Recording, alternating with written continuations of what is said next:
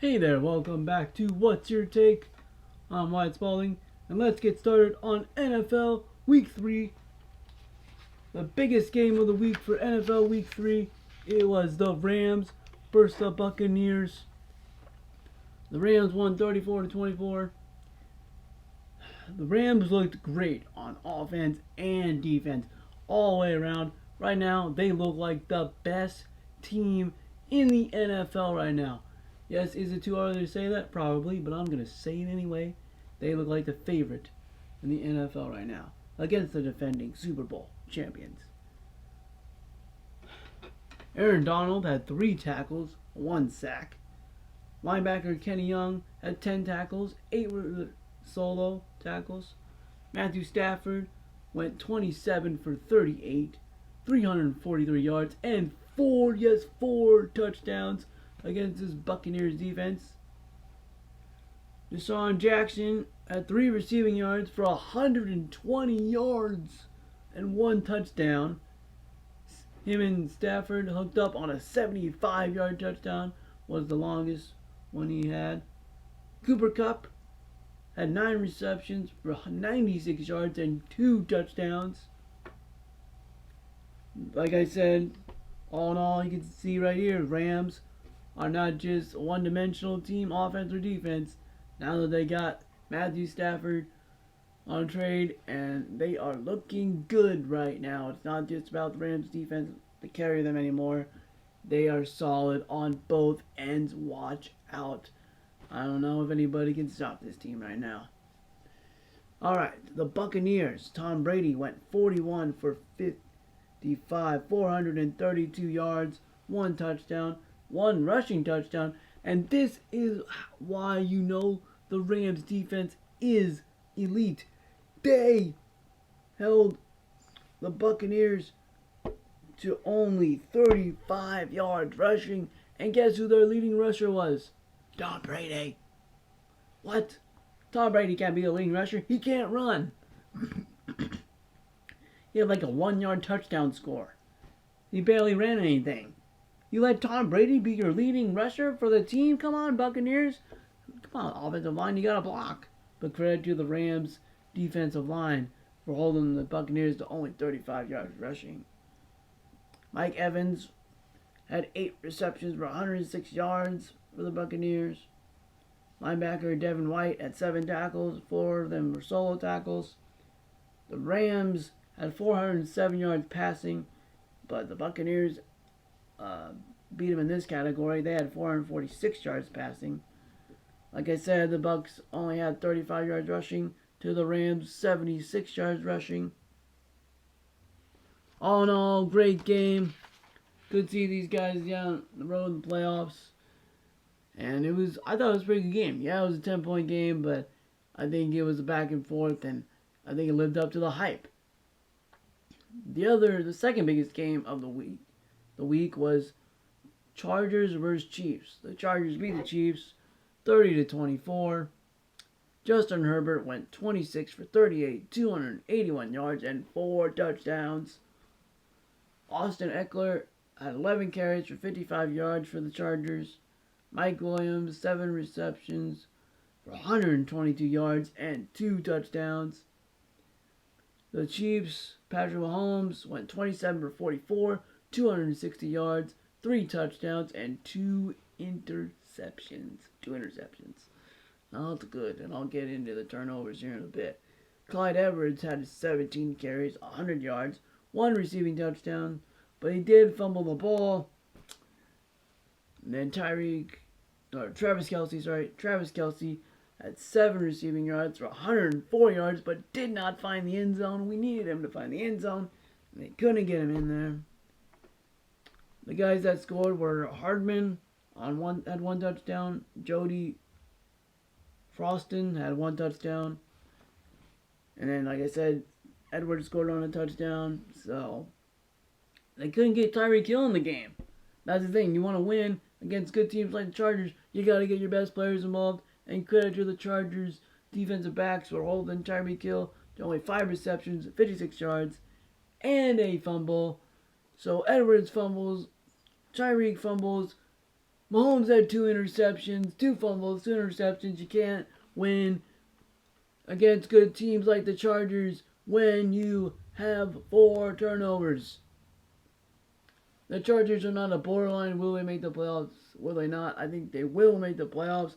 Probably be a wild card. I'm still going to pick the Chiefs to win that division, and the Chargers come in second. But I wouldn't hold my breath on it because we can guarantee it. Because the Chargers are looking pretty good. They show that they can beat the Chiefs. Right now, I still have confidence in the Chiefs more, just because of the past, what they have been able to do. I mean, they won a Super Bowl and they made the Super Bowl last year, even though they lost. So, but the defense, they gotta figure it out. The defense has gotta figure something out. You can't have it. You can't have it on Mahomes' shoulders every game just to outscore the other team. You gotta make some stops, defense. Come on. Other good games, the Raiders beat the Dolphins in overtime 31-28. Derek Carr is still looking like an MVP candidate.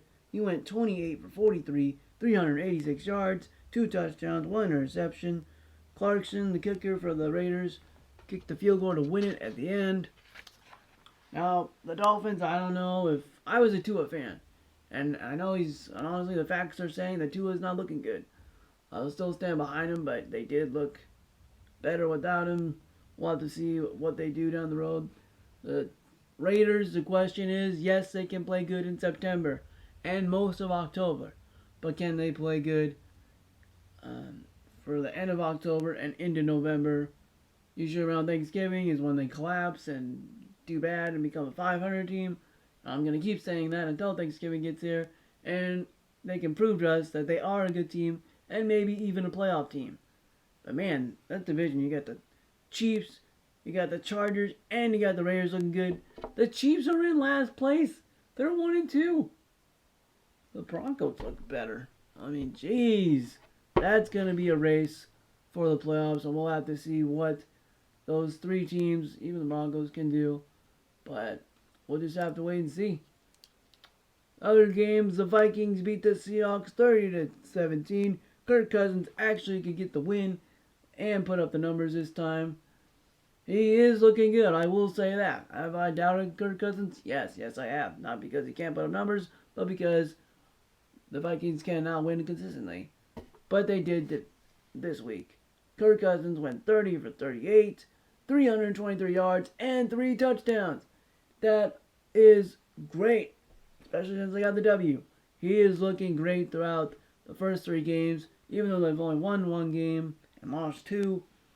He has put up big numbers, I will say that. Kirk Cousins can put up stats. Justin Jefferson led the team in receptions with 9 receptions, 118 yards, and a touchdown. Seahawks, Russell Wilson went 23 for 32, 298 yards, and a touchdown. DK Metcalf had 6 receptions for 107 yards and a touchdown. They're in the toughest division with the Cardinals and the Seahawks and the Rams. So they're going to have to really figure it out here quick. I don't think they will make the playoffs because I think the Cardinals are looking better than them right now. Plus you got the Rams. So I don't think it is looking good for the Seahawks. The Vikings, we'll have to wait and see. Their division kind of sucks right now anyway, so they still have some hope. The Bears looked awful this weekend. The Packers look good, but they've only looked good for a game or 2. So we'll have to see. And the Lions are pretty terrible. So the Vikings could get the wild card. We'll have to see. But hopefully they can get this winning streak to 2 first and get it back to 500. Alright, the Packers beat Jimmy Garoppolo and the 49ers 30-28. Came from behind and won the game on Sunday night. Aaron Rodgers went 23 for 31, 261 yards, 2 touchdowns. Jimmy Garoppolo went 25 for 40, 257 yards, 2 touchdowns, and an interception. Crosby, the kicker for the Packers, hit a 51-yard field goal to win the game. So lots of good games out there. Another good game I forgot to put down to mention the Ravens beat the Lions. Now, that's not that big because the Ravens honestly should have killed the Lions. So, but they did win. And let me pull it up here. If it comes up, their kicker, I think, hit like a 66-yard field goal or something to win the game. So that was pretty impressive. Let's see here. Week 3, Ravens.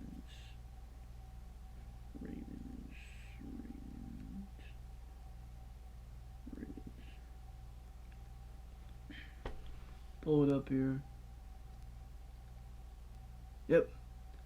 Tucker, the kicker for the Ravens, hits the field goal to win it. And pretty impressive. It was like 60-some yards or something. And he hit it. So, yeah, that was a really good game, too. Forgot to put that down, but I thought I'd mention it because the kick was so good.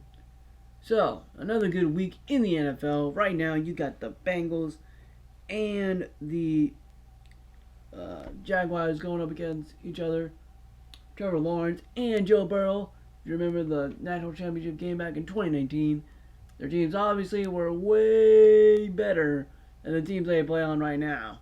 So I just feel sorry for Trevor Lawrence. But it is tied in the fourth quarter, 21-21, 5:33 to go in the game. So that is a good game right now. Great game to start off the week. And some games to look forward to. Vikings play the Browns. Chiefs and Eagles. Let's see here. Rams versus Cardinals. That should be a really good game. Seahawks play 49ers. Ooh. Packers versus Steelers. That should be a good game, I think. Ben Roethlisberger is not looking good. They should probably bench him. But I think the Steelers defense is a pretty good defense. The reason why they give up a lot of points is because their offense sucks. So, but I do think I would predict that game. The Packers win 28-14. And the Sunday night game is what we all been waiting for. The Buccaneers versus the Patriots. Tom Brady going up against Bill Belichick. Watch that game. Whatever you have planned for Sunday night that's not NFL football, cancel it and watch that game. Buccaneers versus the Patriots. Then your Monday night game is also a really good game. Chargers versus the Raiders. That should be a good one too. Tune in to ESPN2 and watch Eli and Peyton talk about the game. Like I said a couple episodes ago, that is the best thing I think ESPN has done for Monday Night Football. It is so good. It's serious. They talk strategy, but it's also funny. These two guys talking football that know a crap ton about it. So watch that game as well. Alright, that's this week 3 on What's Your Take for NFL. Stay tuned in for other episodes on the NFL, college football, and specifically Nebraska football. So tune in and watch. Thanks for watching What's Your Take.